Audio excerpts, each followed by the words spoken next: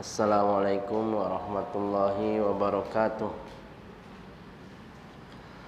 Alhamdulillah ala ihsanihi wa syukru lahu ala ni'amihi wa amtinanihi. Wa ashhadu an la ilaha illallah wahdahu la syarikalah. Wa ashhadu anna Muhammadan abduhu wa rasuluhu, amma ba'd. Hadirin sekalian, ikhwan dan akhwat Masjid Fathul Jannah yang semoga senantiasa dirahmati oleh Allah Subhanahu wa taala. Pertama, puji dan syukur kita panjatkan kehadirat Allah Subhanahu wa taala atas limpahan karunia dan nikmatnya kepada kita semua yang sangat-sangat banyak,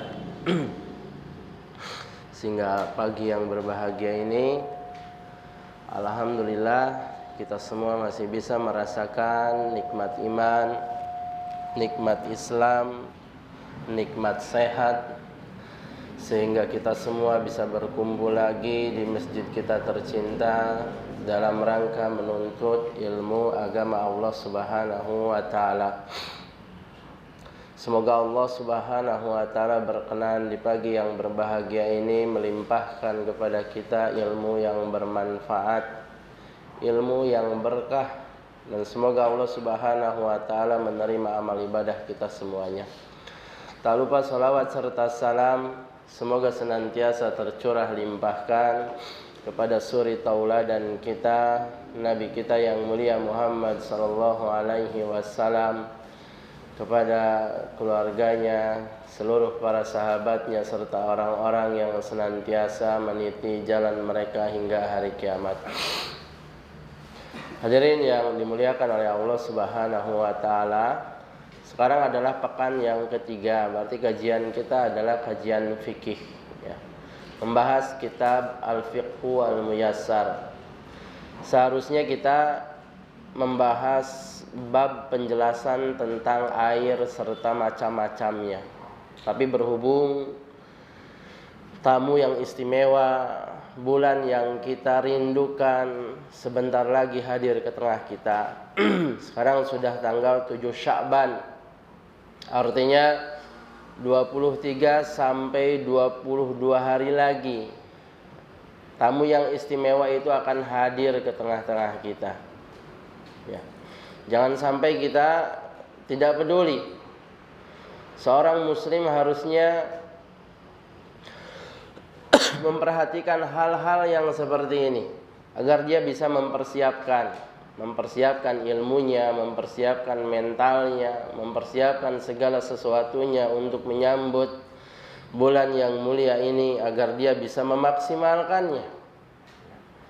Jangan sampai berlalu Ramadan kepada kita, setiap tahunnya kita berjumpa dengan Ramadan, mungkin ada yang sudah 10 kali, 15 kali, 20 kali.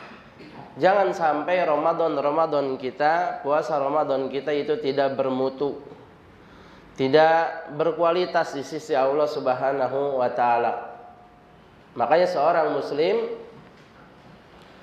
sangat butuh untuk mempelajari hukum-hukum yang terkait dengan puasa agar dia bisa melaksanakan puasa tersebut berdasarkan tuntunan Rasulullah sallallahu alaihi wasallam.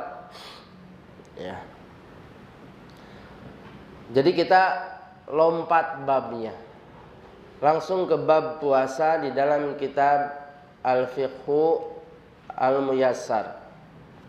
Al-Fiqhu Al-Muyassar. Di sini penulis mengatakan hafizahumullah, karena kitab ini ditulis oleh tim para ulama kerajaan Saudi Arabia, lalu diberikan pujian oleh Syekh Saleh Al-Syekh yang ketika itu menjabat sebagai menteri agama di sana. Kata penulis, al-babul awal, bab yang pertama, fi muqaddimatis siyam, yaitu penjelasan atau pengantar tentang puasa. Wa fihi iddatu masaila. Bab ini terdiri dari beberapa bagian. Al-mas'alatul ula ta'rifus siyam wa bayanu arkan. Bagian yang pertama, penjelasan tentang definisi puasa dan rukun-rukunnya. As-siyam fil lughah al-imsaku anisyai. Puasa secara bahasa artinya adalah menahan dari sesuatu. Artinya menahan dari sesuatu. Umpamanya ada orang lagi nggak mau ngomong, males ngomong, maka secara bahasa orang itu sedang puasa. Menahan diri dari sesuatu, menahan diri dari berbicara secara puasa. Al-imsak anisyai, menahan diri dari sesuatu. Sedangkan menurut syariat, menurut istilah agama,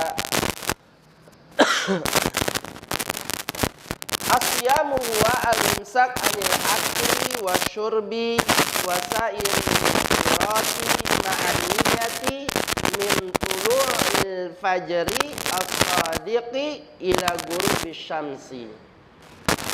Puasa adalah menahan diri dari makan, minum, dan segala hal yang membatalkan, disertai dengan niat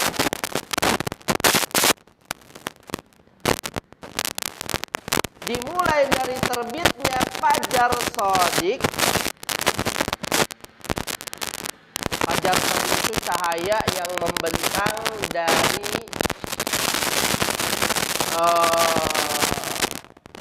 utara ke selatan. Berbeda dengan fajar kadzib. Fajar itu ada dua.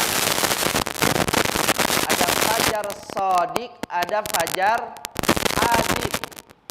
Di antara bedanya, kalau fajar shadiq dia membentang dari utara ke selatan. Kalau fajar kadzib dia membentang dari timur ke barat. Itu perbedaan yang pertama.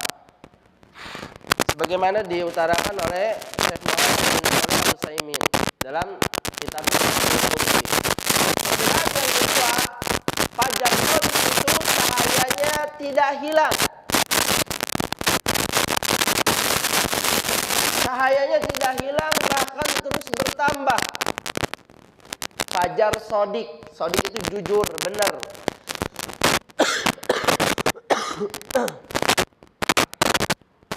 Kalau fajar kadzib, dia cahayanya sifatnya sementara. Kalau di perkotaan seperti ini agak susah melihatnya. Banyak cahaya, gedung, lampu, segala macam, ya. Belum lagi kehalangan bangunan-bangunan. Tapi kalau di tempat yang sama sekali tidak ada cahaya, di padang pasir umpamanya, di tengah laut umpamanya, itu sangat terlihat sekali. Gunungan, umpamanya kita lagi di puncak, kita lihat ke arah timur, itu kelihatan sekali. Itu kelihatan sekali.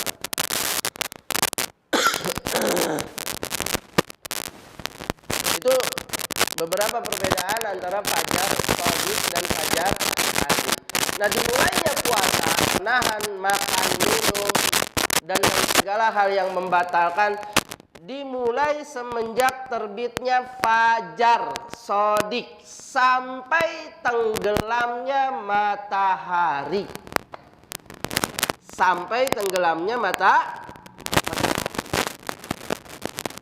Saya ulangi sekali lagi.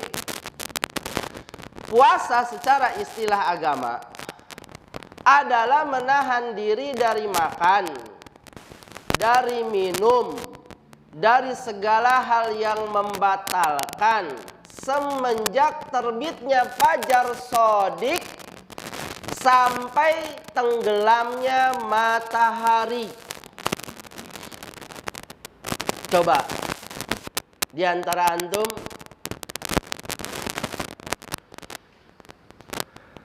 Siapa yang bisa mengambil faedah dari definisi tersebut tentang amalan yang umumnya manusia lakukan?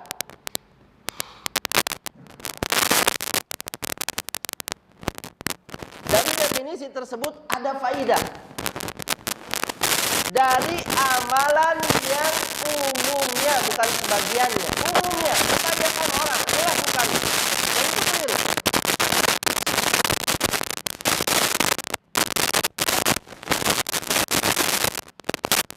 Bentar, kalau itu dari definisi itu ikhwah, kita bisa tahu kelirunya anggapan orang tentang imsak, menahan diri dari makan, minum, hal-hal yang membatalkan sesaat sebelum azan subuh, sesaat sebelum terbitnya fajar shadiq. Ini termasuk sesuatu yang tidak diajarkan oleh Nabi Muhammad SAW. Tidak ada dalilnya di dalam Al-Quran atau Sallallahu Alaihi Wasallam terkait syariat imsak. Enggak ada dalilnya sama sekali. Apa kata Allah di dalam Al-Quran? Subhanahu wa ta'ala, hatta yatabayyana lakumul khaytul abyadu minal khaytil aswadi minan nas.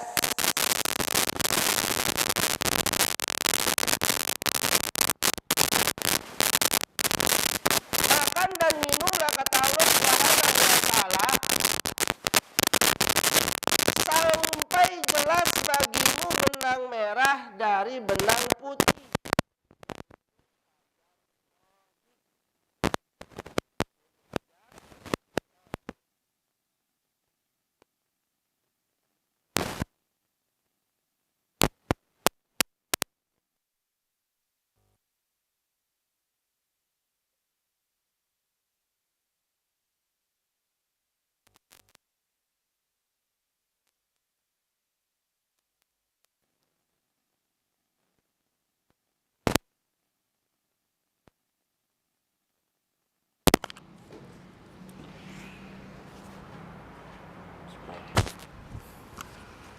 Jadi menahan diri dari makan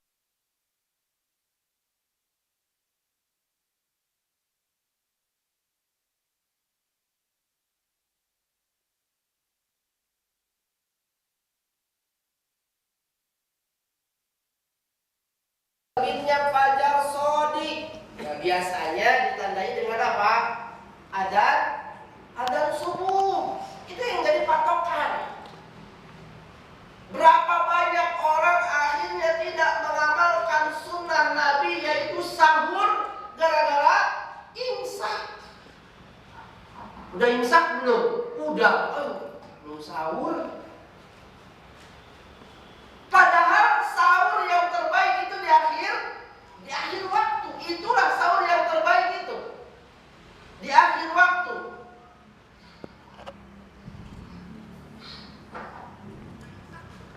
Ini bertentangan dengan dalil-dalil Al-Quran ataupun Sunnah. Seperti dalil tadi, surat Al-Baqarah ayat 187. Kata Allah, makan dan minumlah sampai jelas bagimu, kata Allah, benang merah dari benang putih. Sampai jelas bagimu benang putih dari benang hitam, mohon maaf, yaitu fajar. Nabi juga sallallahu alaihi wasallam bersabda di dalam hadisnya, anna Bilalan, kata Nabi, sesungguhnya Bilal, kana yu'adzinu bilailin, itu terbiasa mengumandangkan azan di malam hari. Wa kulu washrabu hatta yu'adzinu ibnu ummi maktum, makan dan minumlah, kata Nabi, sampai Ibnu Ummi Maktum itu mengumandangkan azan. Azan apa di sini? Azan subuh. Karena Bilal itu azan awal. Ini diantara sunnah Nabi, ajaran Nabi itu ada azan awal, ada azan subuh. Yang jarang sekali diamalkan pada saat ini. Kecuali di pondok-pondok. Ya, Ahlus Sunnah wal Jamaah masih mengamalkannya. Atau di kampung. Biasanya kalau di kampung masih ada azan awalnya. Ya. Maka tahulah kita hadirin yang dimuliakan oleh Allah bahwa imsak ya yang dilakukan oleh kebanyakan orang, bukan sebagian orang, adalah sesuatu yang tidak diajarkan oleh Allah dan Rasul-Nya. Ini termasuk sesuatu yang diada-adakan.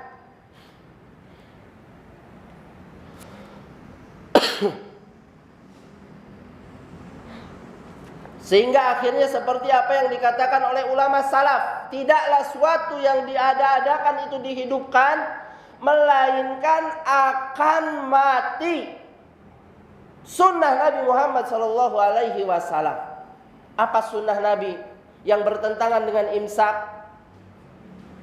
Bersahur di akhir waktu. 10 menit sebelum subuh, 10 menit, 20 menit sebelum azan subuh. Itu waktu terbaik bagi seseorang untuk bersahur, bersantap sahur. Itu adalah waktu terbaik. Saya nggak ada hadiah, Mas. Masya Allah, barakallahu fiik, Mas. Jeli berarti antum ya.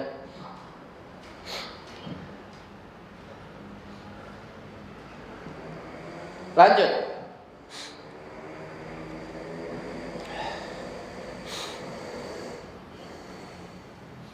Arkanuhu, rukun-rukun puasa.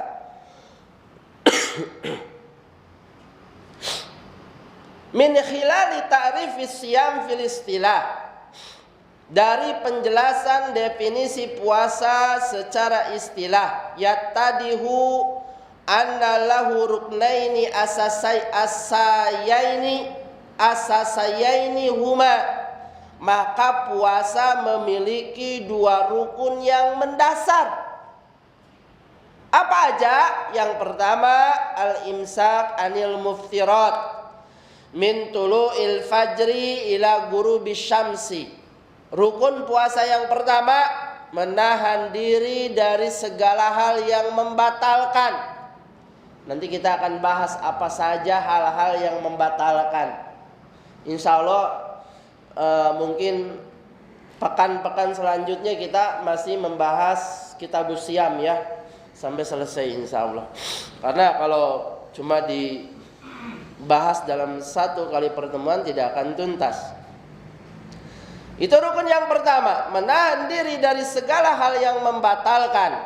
Dari semenjak terbitnya fajar shadiq sampai tenggelamnya matahari.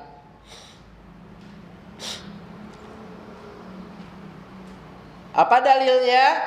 Dalilnya adalah firman Allah surat Al-Baqarah ayat 187. Allah Ta'ala menyatakan fal'ana, maka sekarang basyiruhunna, campurilah istri-istri kalian.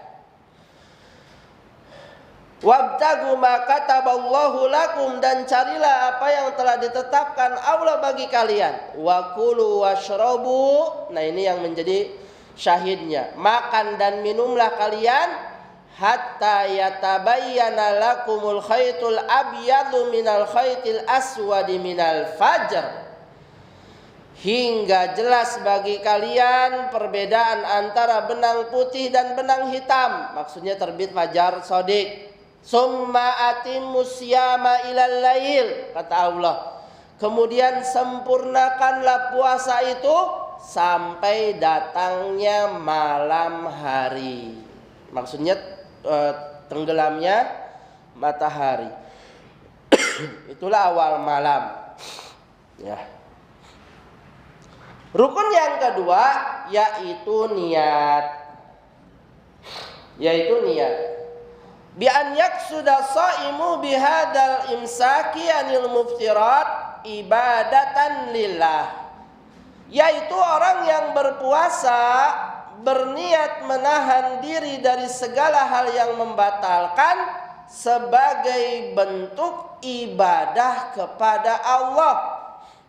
Harus niat, bentuk ya, niat ibadah kepada Allah Subhanahu wa taala. Karena itu kalau ada orang mau dioperasi, ya biasanya kan disuruh puasa tuh. Ya, itu tidak dianggap ibadah. Karena orang tersebut tidak menghadirkan niat. Ya. Fabiniyati tatamayyazul a'malul maqsudatu lil ibadati an ghairiha minal a'mal. Dengan niat ini maka akan terbedakan mana perbuatan yang tujuannya adalah ibadah dan mana perbuatan yang tujuannya bukan ibadah. Orang mandi bisa jadi ibadah kalau niatnya benar. Niatnya dia ingin menghilangkan hadas besarnya. Niatnya ingin biar badannya seger agar bisa lebih kuat membaca Al-Quran. Sholat malam, hilang ngantuknya agar bisa sholat malam. Misalnya, bisa jadi ibadah. Bedanya dengan niat. Fabiniyati tatamayyazul ibadatu ba'duha an ba'din. Dengan niat juga terbedakan satu ibadah dengan ibadah yang lain. Fayaqsud as-shaimu bihadza siyam imma siyamu ramadhana au ghairuhu min anwa'is siyami. Sehingga orang yang berpuasa bisa meniatkan dengan puasanya ini entah puasa Ramadan atau puasa-puasa yang lain. Puasa sunnah Senin Kamis, puasa sunnah Nabi Daud, ya. Puasa sunnah 3 hari dalam sebulan. Itu yang membedakan adalah niat. Apa dalilnya untuk rukun yang kedua ini? Dalilnya adalah keumuman sabda Nabi, riwayat Bukhari dan Muslim, yang sudah kita tahu semuanya, innamal a'malu binniyat, kata Nabi. Sesungguhnya amalan itu bergantung kepada niatnya. Kemudian ikhwah yang semoga dirahmati oleh Allah, terkait niat ini ada beberapa hal yang harus kita ketahui. Ya, yang pertama, niat itu tempatnya di dalam hati. Niat itu adalah amalan hati, bukan amalan lisan. Sehingga tidak perlu diucapkan. Dan mengucapkannya itu tidak diajarkan oleh Nabi kita yang mulia Muhammad sallallahu alaihi wasallam. Dalam seluruh ibadah, mau sholat, mau puasa, mau zakat, mau haji, mau sedekah, mau menuntut ilmu,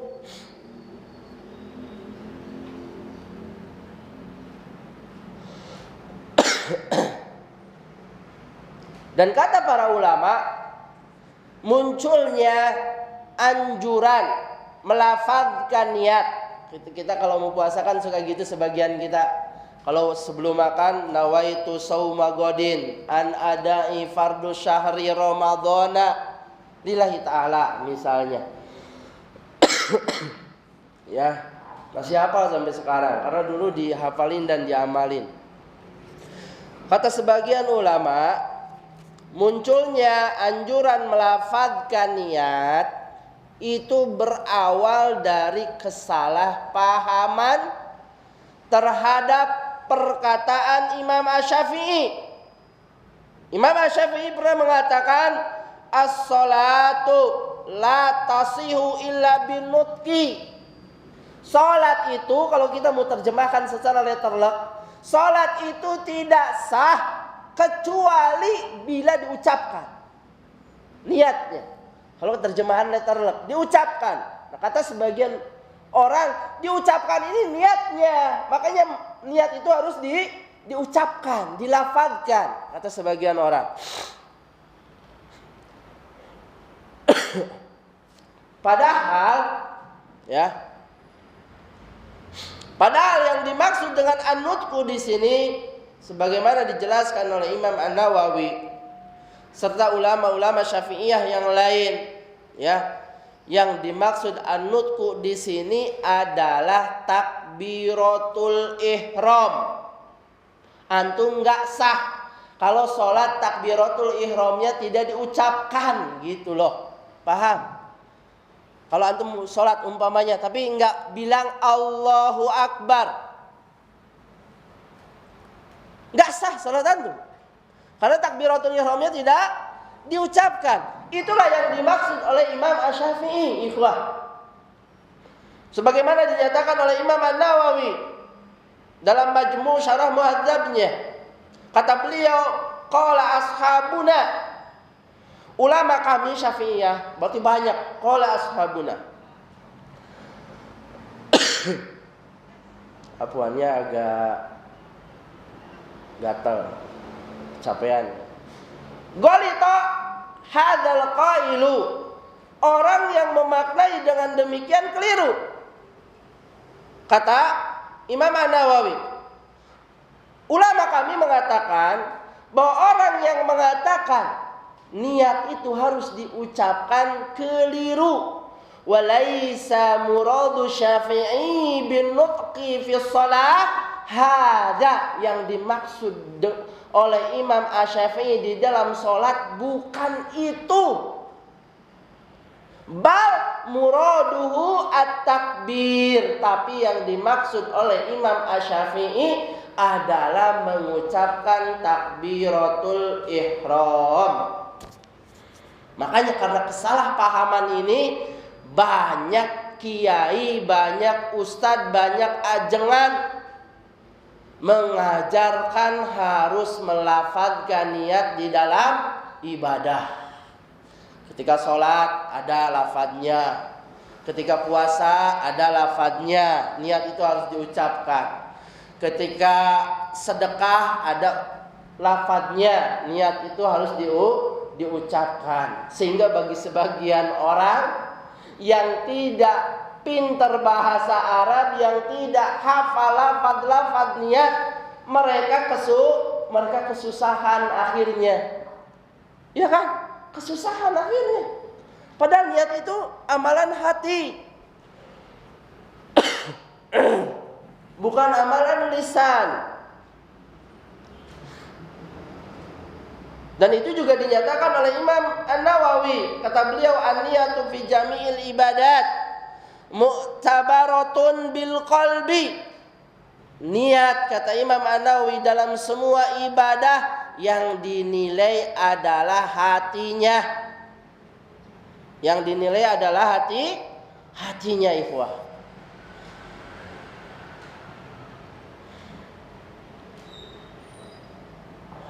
Dan inti dari niat adalah keinginan. Artinya kalau antum umpamanya di malam hari tahu besok itu Ramadan kedua, antum pengen puasa, maka antum sudah dianggap berniat puasa esok hari. Inti dari niat adalah keinginan yang ada pada kita dan kita menyadarinya. Dan kita menyadarinya. Allahu Akbar, Allahu Akbar, umpamanya azan berkumandang. Lalu dalam hati kita keinginan untuk sholat, sehingga kita ambil air wudu, berangkat ke masjid. Setelah kita pakai baju koko, pakai sarung, pakai parfum, maka kita sudah dianggap berniat sholat. Begitu juga puasa. Begitu juga puasa dalam hal puasa. Kalau kita tahu esok hari nih Ramadan, lalu di malam hari kita tahu esok hari Ramadan, kita ada kepengen untuk berpuasa, maka kita sudah dianggap berniat. Baik. Sekarang masuk bagian yang kedua. Itu bagian yang pertama, pembahasan tentang definisi puasa dan rukun-rukunnya. Ya, rukunnya ada berapa? Ada 2. Yaitu menahan diri dari segala hal yang membatalkan. Yang kedua, berniat. Yang kedua, berniat. Sekarang bagian yang kedua. Al-mas'alatu tsaniyah, bagian yang kedua. Hukmu siyami Ramadan wa dalilu dzalika. Hukum berpuasa Ramadan dan dalilnya. Dan dalilnya. Penulis mengatakan faradallahu siyama syahri Ramadana. Allah telah memfardukan, mewajibkan. Fardu itu persamaan katanya wajib. Fardu itu, ya. Allah Ta'ala telah mewajibkan puasa di bulan Ramadan dan menjadikannya salah satu rukun Islam yang 5. Wadzalika fi qaulihi ta'ala, dan hal itu Allah nyatakan di dalam firman-Nya, ya ayyuhalladzina amanu kutiba alaikumus syiyam, wahai orang-orang yang beriman, telah diwajibkan atas kalian berpuasa, kama kutiba alal ladzina min qablikum, sebagaimana telah diwajibkan kepada orang-orang sebelum kalian, la'allakum tattaqun, agar kalian bertakwa. Surat Al-Baqarah ayat 183. Allah juga berfirman di dalam surat Al-Baqarah 185, Syahrul Ramadhan alladzi unzila fihi al-Qur'an. Bulan Ramadan adalah bulan diturunkannya Al-Qur'an, hudal linnas, sebagai petunjuk bagi manusia, wa bayyinatin minal huda wal furqan, dan sebagai penjelas mengenai petunjuk tersebut serta sebagai pembeda. Faman syahida minkumus syahra falyasum. Ini yang menjadi syahidnya. Ini yang menjadi dalilnya. Barang siapa, kata Allah, di antara kalian ada di bulan itu, ya, di negeri tempat tinggalnya, maka hendaknya dia berpuasa. Maka hendaknya dia berpuasa.